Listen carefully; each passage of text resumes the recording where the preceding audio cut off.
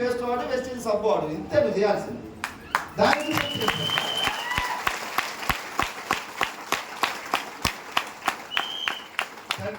ఇంతకుముందు మనకి ఇట్లాంటి కంపెనీలు నెట్వర్క్ మార్కెటింగ్ లో కొన్ని కంపెనీలు వచ్చింది. Sale system.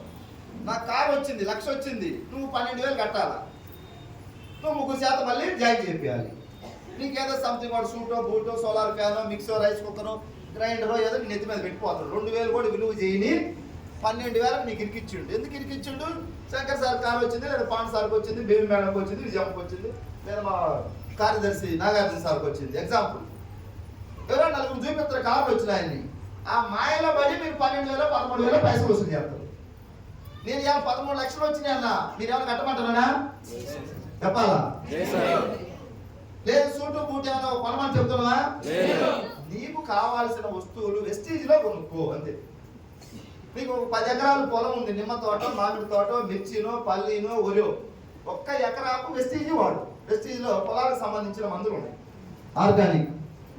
ఏ పంటకైనా వాడచ్చు. ఎకరాకు ఎంత అవుతుంది ఖర్చు? 1,000-1,500.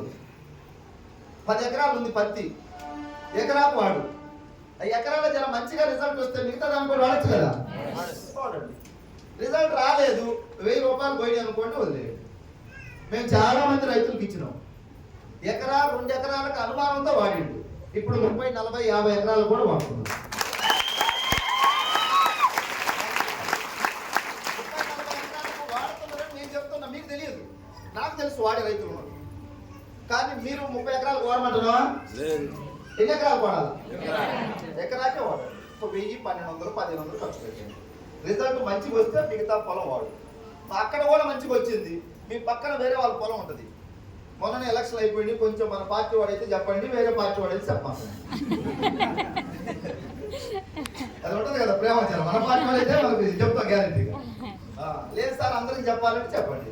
మాకైతే ఇప్పుడు ఏ పార్టీ లేదు, కులం లేదు, మతం లేదు, ప్రాంతం లేదు, పార్టీ లేదు, వర్ణం లేదు, వర్గం లేదు.